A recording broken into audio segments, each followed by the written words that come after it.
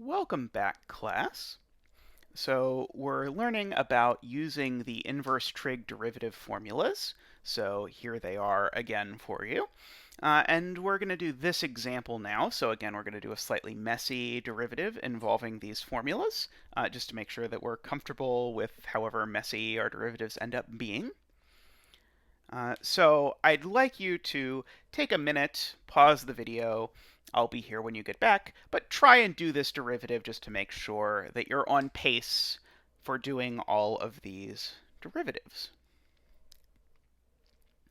All right, I'll assume that you have done that.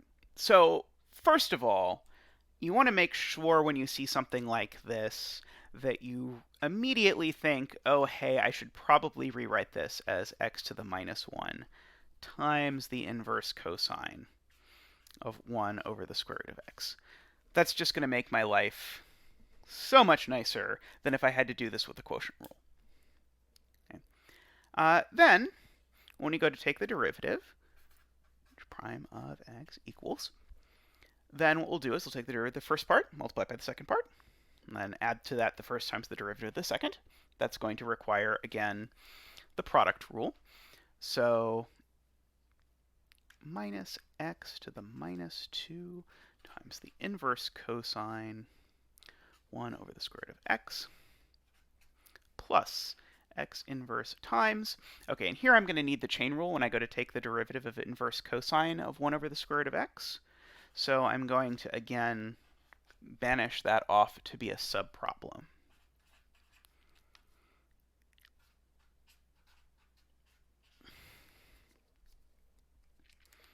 Okay, so here's our subproblem again, like last time. We need to do this. So subproblem, we want to take the derivative of inverse cosine of 1 over the square root of x. So we need to figure out what's our f, what's our g. So our f here is inverse cosine of x, or arc cosine if you prefer. And our g of x here is 1 over the square root of x. And I need to take those derivatives. So the derivative of inverse cosine from our formula sheet that I just tucked away, that one, the derivative of inverse cosine, it's minus 1 over the square root of x. So that is f prime, minus 1 over the square root of 1 minus x squared. I said that out loud completely wrong, but it's that. And then g prime of x, I need to take the derivative of 1 over square root of x. And it helps a lot if I remember that 1 over the square root of x is the same thing as x to the minus 1/2 power. Apologies, that is not the most legible thing I've ever written, but this is an x to the minus 1/2 power. So I pull down the 1/2 to the front times x2, and then this is a minus 3/2 there. Okay, so what does that mean? That means that the derivative of inverse cosine of 1 over the square root of x is equal to, okay, so it is f prime of g of x. So that is to say it is minus 1 over the square root of 1 minus 1 over the square root of x squared times, and now times this g prime of x, that is times minus 1/2 times x to the minus 3/2. Okay, so if I clean this up just a smidge, the minuses are going to cancel, and then I'm going to have just an x to the minus 3/2 here in the numerator, divided by a square root of 1 minus 1 over x. Okay. Now, I'll notice if you really wanted to, you can actually do a lot of cleaning up this algebraically, because I can say, okay, well, this x to the 3 halves, it's really in the denominator, and then pull it into the square root, and there'll be a bunch of cancellation. But I'm not bothering with any of that, because we were asked to find h prime of 2, and so at the end of the day, what am I going to do? I'm going to plug 2 into this thing, so it doesn't need to be super simple for me to be capable of plugging the number 2 into it. Okay, so putting those pieces together, we're going to remember that that's our answer to our subproblem.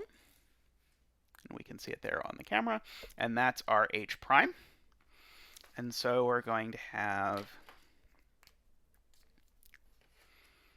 an h prime of x is equal to minus x to the minus 2 times the arc cosine of 1 over the square root of x plus x to the minus 1 times that thing, times x to the minus 3 halves divided by the square root of 1 minus 1 over x. Okay, so now I just have to figure out what h prime of 2 is. So that's going to be minus 2 to the minus 2 times the inverse cosine of 1 over the square root of 2 plus x, or 2 to the minus 1 is a half, times 2 to the minus 3 halves, all divided by the square root of 1 minus a half. Okay, so let's try and make this as clean as we can. So 2 to the minus 2 is a fourth, so this is minus 1/4, times, and I need the inverse cosine of 1 over the square root of 2. So I'm going to pull up my handy-dandy unit circle now, see how much fancier we're getting technology-wise. And notice that we're asking the same thing as the inverse cosine of root 2 over 2, because remember always that 1 over the square root of 2, it's the same thing as root 2 over 2. Okay. So this is minus 1/4 times, okay, and so this is asking what angle in the relevant angles for inverse cosine will give me a cosine of root 2 over 2. Cosine's the x-coordinate, so I'm looking here at this pi over 4 angle. Okay, so this thing, it's pi over 4.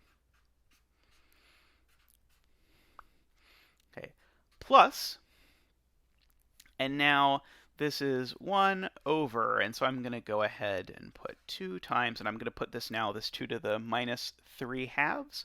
I'm going to put that as a 2 to the 3 halves in the denominator, times, and then this will be a square root of 1/2.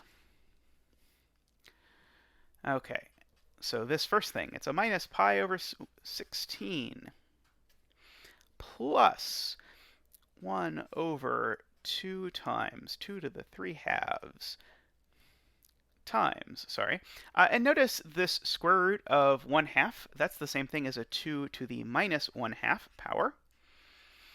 Okay, and so that is actually, at the end of the day, once you've simplified that as much as possible, I'm going to cheat slightly and steal this last bit of paper over here to finish this. That is going to be minus pi over 16 plus 1 over, and let's count the total number of 2's. This is a 2 to the 1, a 2 to the 3 halves, so that would be a 2 to the 5 halves, but then times a 2 to the minus 1/2, so that's a 2 to the 4 halves, or a 2 squared. So plus 1/4. And that is our answer. Okay. Until next time, remember, if you have any questions, please post them in the comments or email them to me, and I will be happy to answer them.